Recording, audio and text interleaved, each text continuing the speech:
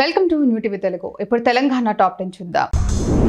Sircilla municipal commissioner దీర్ఘకాలిక సెలవులపై వెళ్లడంతో పట్టణంలో అభివృద్ధి కార్యక్రమాలు, పాలనాపరమైన వ్యవహారాలన్నీ ఆటంకాలు ఏర్పడుతుందని పౌర సంక్షేమ సమితి అధ్యక్షులు బిఎం కార్ శ్రీనివాస్ మీడియాకు తెలిపారు. కమిషనర్ లాంగ్ లీవ్ లో వెళ్లడంతో మున్సిపల్ పరిధిలో ఇబ్బందులు ఏర్పడుతున్నాయని కలెక్టర్, ప్రభుత్వ వెబ్ ఆది శ్రీనివాసులు ప్రత్యేక చొరవ తీసుకుని ఈ సమస్య పరిష్కరించాలని కోరారు. భూపాలపల్లి జిల్లా మహదేవ్పూర్ మండలం కాళేశ్వరంలో సరస్వతి పుష్కరాల నేపథ్యంలో త్రివేణి సంగమంలో మాజీ మంత్రి ఎమ్మెల్యే మల్లారెడ్డి కాళేశ్వరం త్రివేణి సంగమంలో పుష్కర స్నానం చేసి గోదావరి మాతకు ప్రత్యేక పూజలు చేశారు. కాళేశ్వర ముక్తేశ్వర స్వామిని దర్శించుకొని ప్రత్యేక పూజలు నిర్వహించారు. తెలంగాణకు పూర్వ వైభవం రావాలని, పెద్ద ఎత్తున అభివృద్ధి చెందాలని భగవంతుని కోరుతున్నట్లు తెలిపారు. మేడ్చల్ జిల్లా మేడిపల్లి పిఎస్ పరిధి పీర్జాదిగూడ వినాయక నగర్ కాలనీలో ఉద్రిక్త నెలకొంది. యనుమల రేవంత్ రెడ్డి నగర కాలనీ పేరుతో గుడిసెలు ఏర్పాటు అడ్డుకున్న రెవెన్యూ మున్సిపల్ అధికారులు సర్వే నెంబర్ 103లో సీఎం యనుమల రేవంత్ రెడ్డి పేరుతో ఖాళీ ప్రాంతంలో కొందరు గుడిసెలు ఏర్పాటు చేసుకున్నారు. తమకు గతంలో 2007లో అప్పటి మంత్రి సబితా ఇంద్రారెడ్డి ఆధ్వర్యంలో దాదాపు 150 మందికి 60 గజాలు చొప్పున పట్టాలు ఇచ్చారు. తమకు న్యాయం చేసి తమకు పట్టాలు ఇచ్చిన ప్రాంతాలు తమకే కేటాయించాలని కోరుతున్నారు. వేములవాడ శ్రీ రాజరాజేశ్వర స్వామివారి ఆలయానికి భక్తులు అధిక సంఖ్యలో తరలివచ్చారు. అర్చకులు, వేద పండితులు ప్రత్యేక పూజలు నిర్వహించారు. సమ్మర్ హాలిడేస్ సందర్భంగా కుటుంబ సమేతంగా వచ్చిన భక్తులు ముందుగా ధర్మగుండంలో స్నానాలు ఆచరించారు. స్వామివారికి ప్రీతికరమైన కోడి ముక్కులు చెల్లించుకొని సేవలు తరించారు. పేదల పెన్నిధిగా కోరిన కోరికలు తీర్చే కొంగు బంగారంగా వేములవాడ రాజన్న స్వామివారికి పేరు ఉంది. కూకట్పల్లి పరిధి హైదర్ నగర్లోని డైమండ్ ఎస్టేట్ లేఅవుట్లో ఆక్రమణలో హైడ్రా కూల్చేసింది. ఈ స్థలం తనదని శివదుర్గా ప్రసాద్ అనే వ్యక్తి మరికొంతమందితో కలిసి ఆక్రమణకు పాల్పడ్డాడు.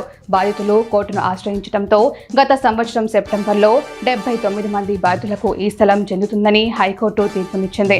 అయినా కబ్జాదారులు స్థలాన్ని ఖాళీ చేయకపోవడంతో బాధితులంతా హైడ్రాకు ప్రజావాణిలో ఫిర్యాదు చేశారు. సిద్దిపేట జిల్లా అక్బర్పేట భూంపల్లి మండలం చేదుర్పల్లిలో భూమి కబ్జాకు గురైందని ఆవేదన వ్యక్తం చేసిన జవాన్ రామస్వామి కుటుంబాన్ని కాంగ్రెస్ పార్టీ దుబ్బాక నియోజకవర్గ ఇన్ఛార్జ్ చెరుకు శ్రీనివాసరెడ్డి పరామర్శించారు. 3 దశాబ్దాల క్రితం కొనుగోలు చేసి కాస్తు చేస్తున్న భూమిని ఆక్రమించుకోవాలని చూస్తున్న వారిని ఊరుకునే ప్రసక్తే లేదని అన్నారు. జవాన్ కుటుంబానికి అండగా కాంగ్రెస్ పార్టీ ఉంటుందన్నారు. సంగారెడ్డి జిల్లా కలెక్టర్ కార్యాలయం ప్రజలతో కిటకిటలాడింది. ప్రజావాణి సందర్భంగా జిల్లాలోని వివిధ ప్రాంతాల నుండి ప్రజలు కలెక్టరేట్కు భారీ సంఖ్యలో తరలివచ్చారు. అదనపు కలెక్టర్ చంద్రశేఖర్, డిఆర్ఓ పద్మచారాని ప్రజల నుంచి వినతి పత్రాలు స్వీకరించారు. ప్రజల సమస్యలు పరిష్కరిస్తామని హామీ ఇచ్చారు. ఆరంగర్లో సీసీ రోడ్డు నిర్మాణ పనులు.